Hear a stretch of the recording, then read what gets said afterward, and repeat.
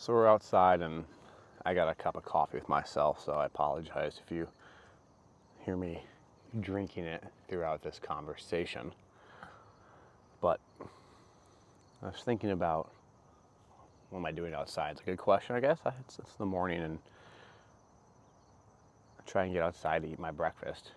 It's not too cold yet here in the Midwest, so you can do that in the mornings. It's nice in the summer, it's actually pretty warm, but I try and get outside for 30 minutes a day. That sounds so bad. At least 30 minutes of some quiet time outside. It's not always the easiest thing to do, despite it sounding really simple. It's unfortunate how much time we don't actually spend outside, especially as the days get shorter. You leave when the house is dark and you come home, well, you leave when it's dark outside. You come home and it's dark outside, and we live in this wonderful world where it's full of life and color and just kind of generally beautiful, and we just go home and stare at a screen and engage the world through social media, where it's kind of procured and given to us in a way that makes it quick and engaging to digest, but not horribly fulfilling. But I won't go down that path today. There's some thoughts about that. It does me a lot of good to sit out here. I think it helps a lot of people get perspective. I think perspective's a really important thing to have, because when you're online on social media, it's really hard to have perspective. You only see things really that are engaging, other people have engaged with, people like, and we all want likes and people to like our stuff. That's kind of one of the most basic human drivers is, I don't even call it money, but appreciation, self-value, worth, whatever you want to call it. And we don't take our own self-value very well. Telling yourself that you're really good at something kind of narcissistic almost. So it's nice to have others tell you that. And so when you go online and social media, it's a way for you to feel like maybe you're doing something right, or more times than not, probably feel like you're doing something not as good as someone else. Kind of preys on our envy for people to gratify us. And gratify, is that the right word? To give us gratitude, whatever, to recognize our accomplishments. And social media is kind of that realm, which unfortunately we operate in. The quasi-social media that we live in, the social media where you see other people's stuff, but you don't actually engage with that person, you don't talk to that person. It's this very soft connection of, I see your stuff, I see you post, but I actually don't talk to you, which is kind of too bad. I think talking to people's conversation at length is good. I try to call friends and family and have conversations about, complex topics, and there's something that we seem to really miss nowadays. We don't have those long-form conversations, which is why we gravitate towards others who have those conversations on podcasts and so on. But I guess I'm here to talk about some training stuff, so I guess we'll talk about that too. Ironically, it's about social media, because you go on social media and maybe these two topics aren't actually that far different. You go on there and you see people. This is just what bothers me. We'll just go straight to it, I guess, instead of working a roundabout way. And then people say you just need to squat to jump high. And you only need to squat and get stronger. And jump in your training, and you'll just be this great athlete. And it's this hyper simplistic view, which I can't imagine that person actually believes, but it's a narrative that someone else without that detailed knowledge can carry. Is it Richard Feynman? He's a physics professor, researcher, and he has a great interview where someone asked him about magnets and what do you feel when you feel the repulsion of attraction of magnets. And he goes on to explain there's levels of understanding. Right? If I were to explain at the most quantum level to you, what feel is, you can never actually understand it. And so it's like a Peter principle of learning. So the Peter principle is basically the idea that in job and work, you get promoted to the point of incompetency. It's almost like in terms of learning, there's a threshold of casual learning versus investigative learning. And someone who's investigated it a lot detailed and nuanced to just give overly simplistic advice. I guess is fine at times, but to be dogmatic about it, that is the correct way, is maybe where I hold my issue. Because at the end of the day, it's far more nuanced, and I guess you can say, electromagnetism is the field of attraction and repulsion, and you can leave it at that, but you could also say, there's more nuances to that process. And so if someone's saying you gotta get stronger to squat and to jump high, it's easy for others to fall in line with that, and they can all feel fulfilled. We're doing something correct, we're doing something right. We get really strong and we jump high. And of course, there's some results to it. Right? Of course, you're going to jump higher if you're weak and you squat more and jump more and you haven't jumped much. That's kind of undeniable. And so the fact that you make progress validates that as a truth. And people don't want to see beyond the nuance.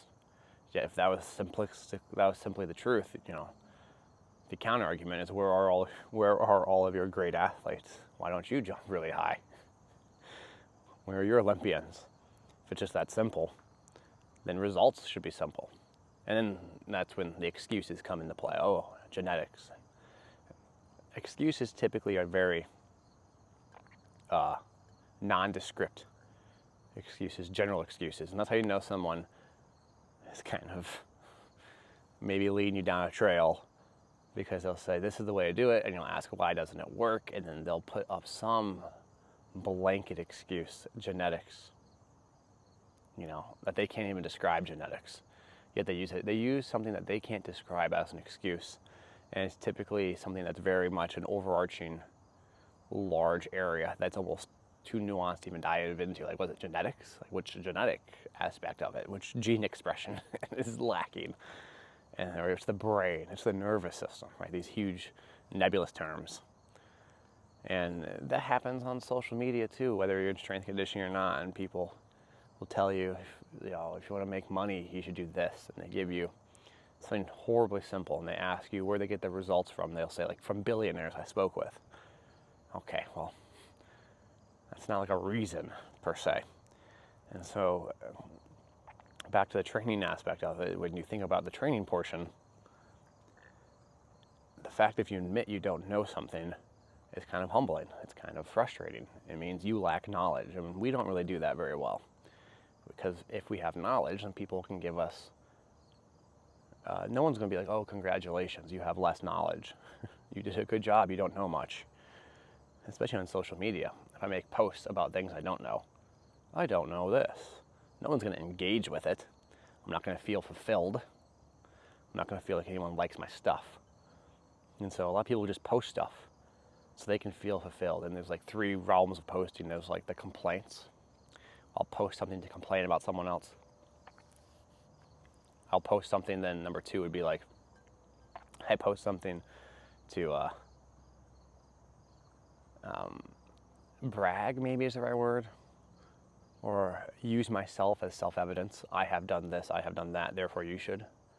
And typically you're like posting because you have knowledge or information or a resource that someone else would like to acquire, but you use yourself as evidence for that. Like, look at my fancy cars, look how wealthy I am. And the other one is just kind of the sheer information. Someone like a Brad Schoenfeld, who's a researcher, will post something just like a research paper. Those are kind of 3 realms of posting. And then in consumption, we typically consume, I speak for myself, I think I've spoken to a lot of guys about this as well. It seems like guys are typically like, you watch someone else to hate on them. We're not very communally supportive. And so you're like, oh, this is stupid. As I sit here and kind of complain about stuff myself, versus my wife, when she looks at stuff, it seems to be way more supportive. She finds people who are going through similar things as her and uses them as advice, which is interesting. I think, I spoke with a lot of guys, we typically like to hate on each other, which is maybe why we get that polarization on the other end, where we make these things really simple. And you can consume them and then repeat them. And so we all kind of feel like a club of people who believe a certain way, because we don't really know what's right or wrong. But if we feel a certain way and we have reinforcement beyond self, then we can feel justified in what we do. And that just trickles out into the whole training process too. You see people copycatting stuff. You see people who want to impress another mentor to get a job because they're driven by people, a logo, or people will tell them how great they are, and they tell them how great they are because they got a logo on their chest for a certain school, so they're going to train people a certain way. When they train people a certain way, they get a certain job, or they feel validated, and it's safer that way. And ultimately, you kind of play the game of life that way in your process, but it's not like you yourself are actually solving problems. The problem you're solving is this lack of fulfillment, or is people respecting you, and it's not like you yourself are out there truly investigating the problem and finding and poking holes in unknowns. It's interesting, you listen to physicists, as I mentioned Richard Feynman at the beginning, about how many unknowns there are, how many holes there are in problems, how many incompletenesses there are. You talk to a strength coach or a personal trainer, this idea of training is so complete they know all the answers. It's almost like we're selling someone a bit than we are actually selling them a process.